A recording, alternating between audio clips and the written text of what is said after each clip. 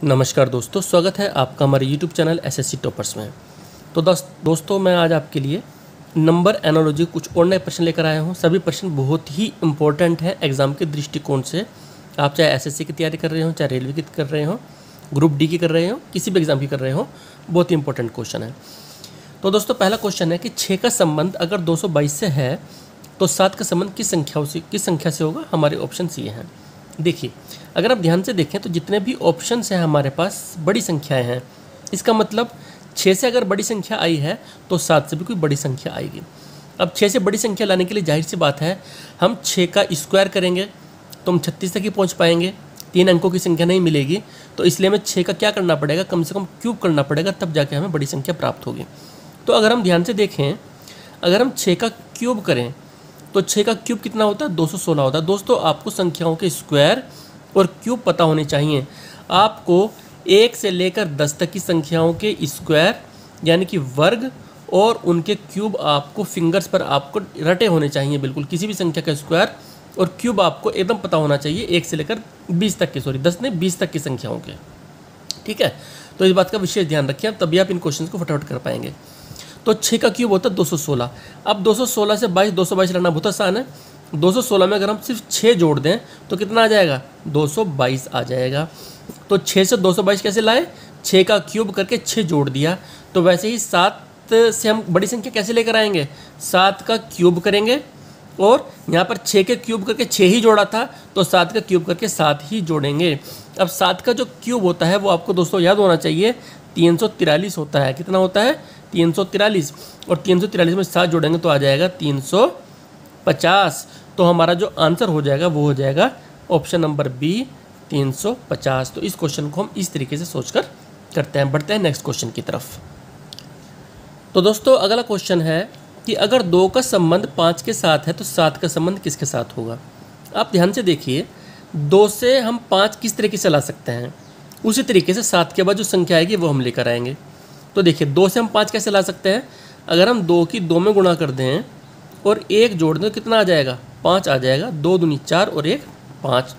बिल्कुल उसी तरीके से अगर हम 7 की 2 में गुणा करें और 1 जोड़ दें तो कितना आ जाएगा, 7 दूनी 14 और 1 15 आ जाएगा। लेकिन 15 तो ऑप्शंस में ही नहीं है, 15 ऑप्शंस में नहीं है। अगर 15 ऑप्शन में होता तो हमारा ये वाला तरीका ठीक रहता, लेकिन अब हमारा ये तरीका क्या हो जाएगा दोस्तों, ये तरीका हमारा हो जाएगा गलत। गलत क्यों हो जाएगा, क्योंकि इस तरीके से आंसर नहीं आ रहा है, तो हमें कुछ और सोचना पड़ेगा।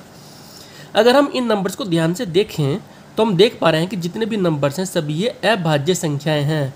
कैसी संख्याएं हैं, अभाज्य, यानी कि प्राइम नंबर्स हैं। जो संख्या अपने आप से और एक को छोड़कर किसी संख्या से नहीं करती उन्हें अभाज्य बोलते हैं। तो अगर हम ध्यान से देखें तो 2 भी अभाज्य संख्याएँ हैं, 5 भी अभाज्य संख्याएँ हैं, 7 भी अभाज्य संख्या है। तो यहाँ पर जो क्वेश्चन मार्क आएगा वो भी अभाज्य संख्या होनी चाहिए।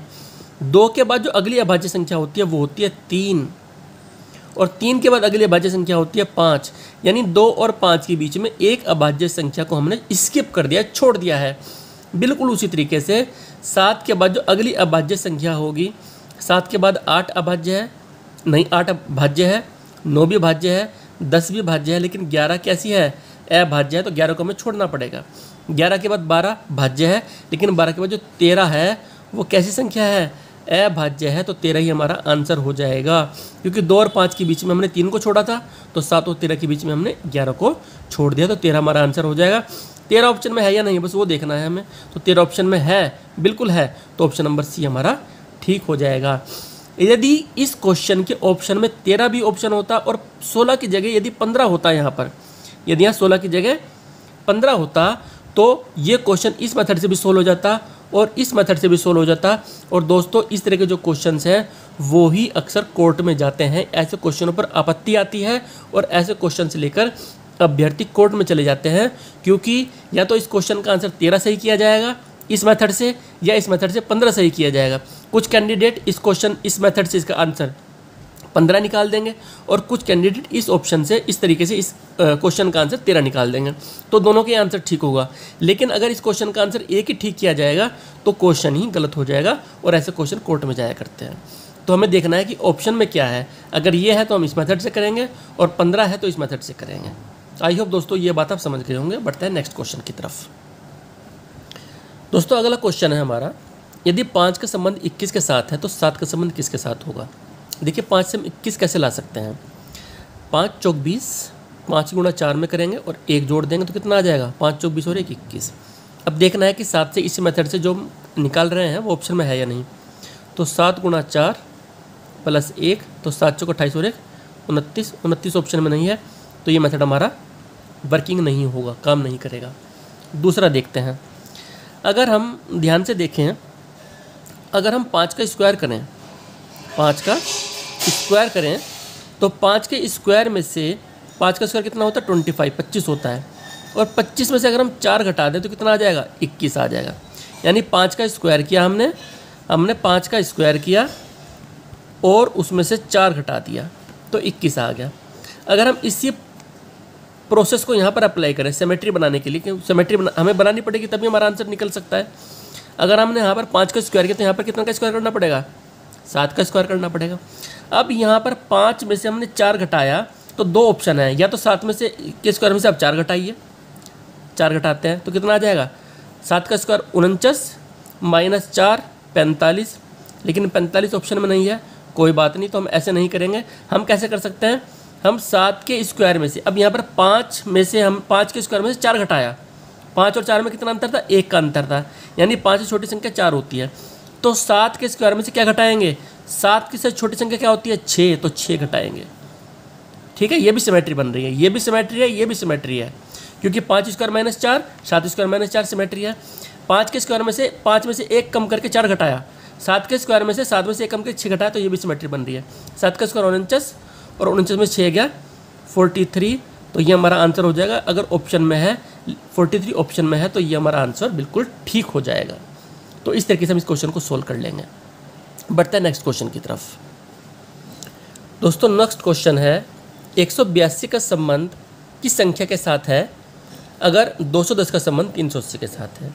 अगर 210 का संबंध 380 के साथ है तो 182 का संबंध किस संख्या के साथ होगा, ये हमारे ऑप्शंस हैं। तो देखिए दोस्तों, क्योंकि यहाँ पर हमें क्वेश्चन मार्क दे दिया, यानी अज्ञात संख्या दे दी है, हमें ये निकालनी है, तो पहले हम इधर देखते हैं क्या संबंध बन रहा है, फिर वही संबंध हम यहाँ बनाने की कोशिश करेंगे। अब ध्यान से देखिए, ये संख्याएं बड़ी बड़ी हैं और ऑप्शन भी बड़े बड़े हैं। इसका मतलब ये है कि इनमें जो संबंध होगा वो स्क्वायर या क्यूब के माध्यम से हम बना सकते हैं। तो अगर ध्यान से देखें, जो 380 है, हम देख पा रहे हैं कि जो 380 है ये 20 का स्क्वायर में से 20 घटाकर हमें मिल जाएगा। 20 का स्क्वायर होता है 400 और 400 में से 20 जाएगा, कितना आ जाएगा 380 आ जाएगा। अब जो 210 है वो कैसे मिलेगा, अगर हम ध्यान से देखें 15 के स्क्वायर में से अगर हम 15 ही घटा दें, 15 का स्क्वायर कितना होता है 225 होता है, और 225 में से 15 जाएगा तो कितना आ जाएगा 210 आ जाएगा। तो 210 कैसे आ रहा है, 15 के स्क्वायर में से 15 घटा के। 380 कैसे आ रहा है, 20 के स्क्वायर में से 20 घटा के। अब हमें देखना 182 कैसे आ रहा है। अगर हम ध्यान से देखें तो 14 के स्क्वायर में से अगर हम 14 घटा दें तो 14 का स्क्वायर कितना होता है 196, और 196 में आप 14 घटाएंगे 14 घटाएंगे तो कितना आ जाएगा 182 आएगा। आप एक करके देख लीजिए, 14 का स्क्वायर 196 ही होता है और 14 घटाएंगे तो 182 आ जाएगा। अब देखिए यहाँ पर 15 का स्क्वायर में 15 घटाया था, फिर 15 के बाद 20 यानी 5 जोड़ा 15 में और 20 आ गया, तो 15 के स्क्वायर में से 15 घटाया, 20 के स्क्वायर में से 20 घटाया। अब यहाँ 14 के स्क्वायर में 14 घटाया, तो 14 के बाद क्या जोड़ेंगे 5 जोड़ेंगे तो क्या आएगा 19 आएगा, यानी 19 के स्क्वायर में से हमें 19 घटाएंगे तो हमारा आंसर मिल जाएगा। 19 का स्क्वायर होता है दोस्तों 361 361, और 361 में से अगर हम 19 घटाएंगे तो आ जाएगा 342। अब देखना यह है कि 342 ऑप्शन में है या नहीं, तो ऑप्शन में है तो ये हमारा आंसर हो जाएगा और हमारा मेथड भी बिल्कुल ओके हो जाएगा। तो आई होप ये क्वेश्चन आप समझ गए होंगे। बढ़ते हैं नेक्स्ट क्वेश्चन की तरफ। दोस्तों अगला क्वेश्चन है कि 5 का संबंध अगर 9 के साथ है तो 17 का संबंध किसके साथ होगा। देखिए 5 से 9 कैसे आ जाएगा, 5 में 4 जोड़ देंगे तो 9 आ जाएगा, 5 4 9। वैसे 17 में 4 जोड़ेंगे तो कितना आएगा 23, 23 ऑप्शन में नहीं है तो ऐसे नहीं होगा। बहुत सारी पॉसिबिलिटी हो सकती हैं, मैं आपको बताता हूँ क्वेश्चन होगा कैसे। देखिए 5 कैसे आएगा, अगर हम 2 के स्क्वायर में 1 जोड़ लें तो कितना आ जाएगा 2 दूनी 4 और 1 5। अब 3 के स्क्वायर में 1 जोड़ेंगे तो 10 आएगा, तो 3 के स्क्वायर से नहीं होगा, लेकिन 2 के क्यूब में अगर 1 जोड़ दें तो 2 दूनी 4 दूनी 8 और 8 और 1 9 आ जाएगा, 8 और 1 9 आ जाएगा। अब 16 कैसे आएगा? अब 2 का स्क्वायर किया, 2 का क्यूब किया, इसके बाद हम क्या कर सकते हैं, 4 का स्क्वायर कर सकते हैं। 4 के स्क्वायर में अगर हम 1 जोड़ें तो 4 चौक 16 और 1 कितना आ जाएगा, 17 आ जाएगा। अब देखिए पहले 2 का स्क्वायर किया और 2 का क्यूब किया, तो फिर जाहिर सी बात है कि 4 का स्क्वायर करके 4 का हमें क्यूब करना पड़ेगा, और +1 है, +1 है, यहाँ पर ही +1 है तो +1 ही आएगा। तो 4 चौक 16 चौके 64, और 64 में 1 जोड़ेंगे तो आ जाएगा 65। तो ऑप्शन नंबर डी 65 हमारा ठीक हो जाएगा। तो इस क्वेश्चन को हम इस तरीके से कर सकते हैं। आप जब क्वेश्चन को करेंगे तो आप बहुत कुछ सोचेंगे, लेकिन जब सोचते सोचते क्वेश्चन सोल्व नहीं होगा तो अल्टीमेटली इवेंचुअली इस मेथड से क्वेश्चन सोल्व होगा, तो ये क्वेश्चन हमारा सही हो जाएगा। बढ़ते हैं नेक्स्ट क्वेश्चन की तरफ। नेक्स्ट क्वेश्चन है, अगर 7 का संबंध 17 के साथ है तो क्वेश्चन मार्क यानी इस संख्या का संबंध किसके साथ होगा? तो देखिए 7 से हम 17 कैसे ला सकते हैं, 7 दूनी 14 और 3 17, यानी इसका डबल करके 3 जोड़ दिया। अब यहाँ पर कोई संख्या बैठ रही है कि डबल करके 3 जोड़े तो 50 आ जाए। 23 दूनी 46 और 3 49, 26 दूनी 52 और 3 55, और ये तो बड़ी संख्याएं हैं, तो इस मेथड से क्वेश्चन सोल्व नहीं होगा। दूसरा मेथड करते हैं स्क्वायर वाला और क्यूब वाला। वही मेथड बहुत ज़्यादा प्रभावशाली होता है और ज़्यादातर काम करता है। तो अगर हम ध्यान से देखें तो 7 कैसे आएगा, 7 आ जाएगा 2 का क्यूब -1, 2 का क्यूब -1, 2 दूनी 4 दूनी 8, 8 में से 1 गया 7। 17 कैसे आएगा, 4 का स्क्वायर +1, 4 चौक 16 और 1 17, ऐसे आ जाएगा। 50 कैसे आएगा, 50 हमें दिखाई दे रहा है कि 7 के स्क्वायर में अगर 1 जोड़ दें तो 49 और 1 कितना होता है, 50 होता है। अब देखिए सिमेट्री बनाइए, क्यूब करके -1 किया, स्क्वायर करके +1 किया। अब यहाँ पर क्या होगा, अब यहाँ पर +1 है, स्क्वायर +1 है, स्क्वायर +1 है, तो यहाँ पर क्या होगा, जो यहाँ पर था वो यहाँ पर होगा, यानी क्यूब -1 होगा। तो यहाँ पर भी क्या होगा, क्यूब -1। अब 2 के बाद 4 आ रहा है, यानी 2 में और 4 में कितने का अंतर है, 2 का अंतर है। तो 7 में और किस में 2 का अंतर होगा, 5 में 2 का अंतर होगा। तो 5 के बाद 7 आता है ना, देखिए 2 के बाद अगर 4 आ रहा है तो 5 के बाद 7 आएगा। अब यहाँ क्यूब था तो यहाँ क्यूब करेंगे, और -1 था तो -1 करेंगे। तो 5 का क्यूब कितना होता है, 125 होता है। 125 में से 1 जाएगा तो कितना आ जाएगा, 124 आ जाएगा। तो ये हमारा आंसर हो जाएगा, ऑप्शन नंबर डी हमारा राइट आंसर हो जाएगा। बढ़ते हैं नेक्स्ट क्वेश्चन की तरफ। नेक्स्ट क्वेश्चन है कि 17 का संबंध किस संख्या के साथ होगा यदि 145 का संबंध 195 के साथ है। तो पहले हम इधर का हल करेंगे, ये देखेंगे 145 195 कैसे आ रहा है, फिर हम इधर देखेंगे। तो अगर हम ध्यान से देखें तो हमें दिखाई दे रहा है कि जो 195 है ये 14 का स्क्वायर करके -1 करके आ रहा है, क्योंकि 14 का स्क्वायर होता है 196, और 196 से 1 जाएगा तो कितना आ जाएगा, 195 आ जाएगा, ये आ गया। 145 कैसे आएगा, 12 का स्क्वायर करके +1 कर दीजिए तो 144 होता है, 12 का स्क्वायर +1 करेंगे तो 145 आ जाएगा, यानी कि स्क्वायर +1 स्क्वायर -1। इधर भी ऐसे होना चाहिए, स्क्वायर +1 स्क्वायर -1 होना चाहिए। तो देखिए स्क्वायर +1 हो रहा है, 4 का स्क्वायर करेंगे और +1 कर देंगे तो 4 चौक 16 और 1 कितना होता है, 17 होता है। सिमेट्री बन गई इतनी यहाँ तक। अब आगे और सिमेट्री बनाएंगे, +1 -1 है तो यहाँ पर भी +1 क्या होगा, -1 होगा, यहाँ पर -1 वाला आएगा। तो अब 12 के बाद 2 जोड़कर 14 आ रहा है, तो 4 के बाद 2 जोड़कर और 1 घटा देंगे तो क्या आ जाएगा, सिमेट्री बन रही है। देखिए 12 के बाद 14, 2 जोड़ के 14 आ गया, तो 4 के बाद 2 जोड़कर 6 आ गया। अब स्क्वायर +1 था, स्क्वायर +1 है, स्क्वायर -1 है तो स्क्वायर -1 होगा। तो 6 का स्क्वायर 36 में से 1 गया 35 आ जाएगा, तो ये हमारा आंसर हो जाएगा। बढ़ते हैं नेक्स्ट क्वेश्चन की तरफ। दोस्तों ये है आज की वीडियो का लास्ट क्वेश्चन। यदि 20 का अनुपात 30 के साथ है तो 110 का अनुपात किस संख्या के साथ होगा। तो देखिए दोस्तों 20 से 30 कैसे आएगा, 10 जोड़ने पर आएगा, 20 में 10 जोड़ेंगे 30 आ जाएगा, 110 जोड़ने पर 120 आएगा। ऑप्शन में 120 नहीं है तो ऐसे नहीं करेंगे। दूसरा कैसे करेंगे, देखिए दोस्तों 20 कैसे आएगा, अगर हम 4 का स्क्वायर करके 4 जोड़ दें तो 4 चौक 16 और 4 20 होता है। अगर 5 का स्क्वायर करके 5 जोड़ दें तो 5 बचे 25 और 5 30 होता है।